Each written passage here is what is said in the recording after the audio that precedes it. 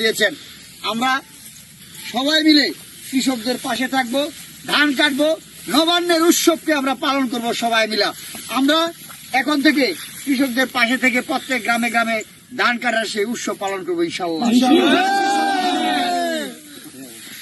বাংলাদেশ জাতীয়তাবাদী দলের ভারপ্রাপ্ত চেয়ারম্যান জনাব তারেক রহমানের ৩১ দফা বাস্তবায়নের লক্ষ্যে কাঞ্চন পৌরসভার গর্ব নারায়ণগঞ্জ জেলা যুবদল নেতা আমিরুল ইসলাম ইমন সহ কাঞ্চন বিএনপি নেতৃবৃন্দ কৃষকের ক্ষেত থেকে ধান কেটে কৃষকের ঘরে তুলে দেন।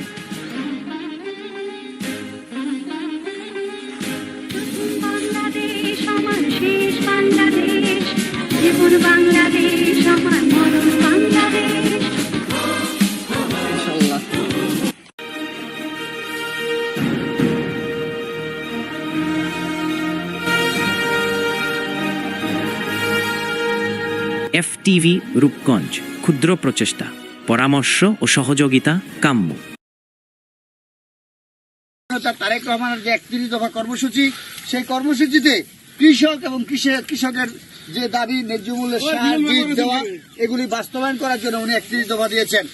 আমরা সবাই মিলে কৃষকদের পাশে থাকব, ধান কাটবো, নবান্নের উৎসবকে আমরা পালন করব সবাই মিলে।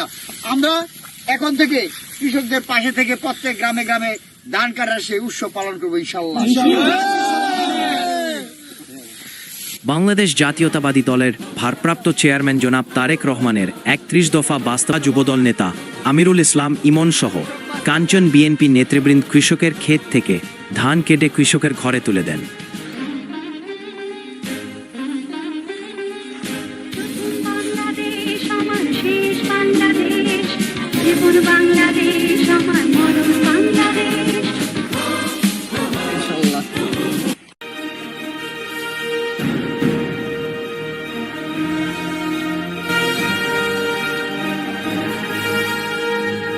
FTV রূপগঞ্জ ক্ষুদ্র প্রচেষ্টা, পরামর্শ ও সহযোগিতা কাম্য।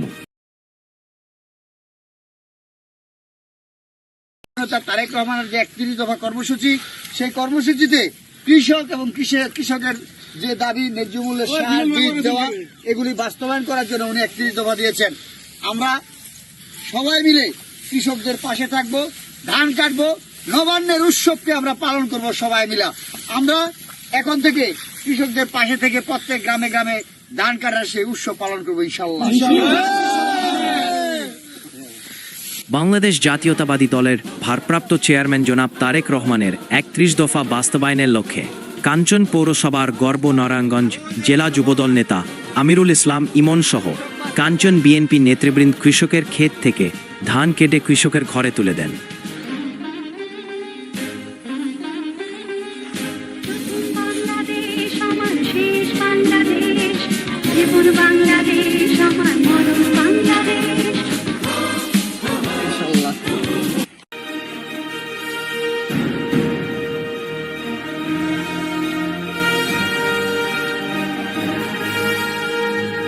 FTV রূপগঞ্জ ক্ষুদ্র প্রচেষ্টা, পরামর্শ ও সহযোগিতা কাম্য।